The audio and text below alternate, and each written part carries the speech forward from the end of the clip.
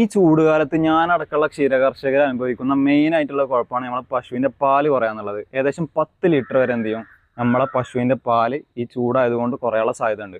അതിന് വലിയ വലിയ ഫാമുകൾ ചെയ്യുന്ന കാര്യം എന്ന് പറയുമ്പോൾ അവിടുത്തെ ഫാം ടെമ്പറേച്ചർ 21 ഡിഗ്രി മുതൽ 23 ഡിഗ്രി വരെയാണ് അവർ മെയിൻറ്റെയിൻ ചെയ്യുക. പക്ഷെ നമുക്ക് അത് അത്തരത്തിലുള്ള ഫാം ടെമ്പറേച്ചർ ആക്കിയെടുക്കാൻ അസാധ്യമാണ് ഇന്നത്തെ കാലത്ത്. അപ്പോൾ നമുക്ക് ചെയ്യാൻ പറ്റിയ കുറച്ച് ടിപ്പുകളുണ്ട്. അത് നമ്മൾ സൂക്ഷിച്ച് കഴിഞ്ഞാൽ എന്ത് ചെയ്യും നമ്മളെ പശുവിന് പാല് കുറയാതെ നമുക്ക് സൂക്ഷിക്കാൻ പറ്റും. അപ്പോൾ അതിനെന്ന് പറയുമ്പോൾ എന്ത് ചെയ്യുക, നിങ്ങളുടെ ഫാമിൻ്റെ ഉയരം 3 മീറ്ററെങ്കിലും ഉയരം ഉണ്ടായിരിക്കുക.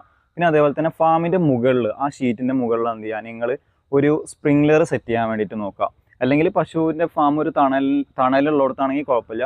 അല്ലെങ്കിൽ എന്ത് ചെയ്യുക, ഷീറ്റിൻ്റെ മുകളിൽ ഒരു സ്പ്രിംഗ്ലർ സെറ്റ് ചെയ്യാൻ വേണ്ടി ശ്രദ്ധിക്കുക. അപ്പോൾ സ്പ്രിംഗ്ലർ അവിടെ അടിച്ചു കഴിഞ്ഞാൽ ഫാമിലേക്ക് ഇറങ്ങി വരുന്ന ചൂട് നമുക്ക് കുറക്കാൻ പറ്റും. പിന്നെ അതേപോലെ തന്നെ ഓട്ടോമാറ്റിക് വാട്ടർ സിസ്റ്റം സെറ്റ് ചെയ്യാൻ നോക്കുക. നിങ്ങളുടെ പശുവിന് എന്ന് പറയുമ്പോൾ 30 മുതൽ 70 ലിറ്റർ വരെയാണ് പശുക്കൾ വെള്ളം കുടിക്കുക. 30 ലിറ്റർ എന്ന് പറയുമ്പോൾ കറവില്ലാത്ത പശുക്കളൊക്കെ 30 ലിറ്റർ വെള്ളം ആവശ്യമായിട്ട് വരുന്നത്. 70 ലിറ്റർ എന്ന് പറയുമ്പോൾ അത്യാവശ്യം കറവുള്ള പശുക്കളൊക്കെ ഒരു 70 ലിറ്റർ വരെയൊക്കെയാണ് അതിന് വെള്ളം ആവശ്യം വരിക. അപ്പോൾ അതിന് എപ്പോഴും ആവശ്യത്തിന് വെള്ളം നമ്മൾ സജ്ജാക്കി കൊടുക്കുക. അപ്പോൾ അതിന് വേണ്ടിയിട്ട് ഈ പറഞ്ഞ പോലെ ഓട്ടോമാറ്റിക് വാട്ടർ സിസ്റ്റം നമുക്ക് സെറ്റാക്കി കൊടുക്കാൻ പറ്റും. പിന്നെ നമുക്ക് ചെയ്യാൻ പറ്റുന്ന കാര്യങ്ങൾ എന്ന് പറയുമ്പോൾ പശുവിനെ ഇടക്കൊന്ന് നനച്ചു കൊടുക്കുക.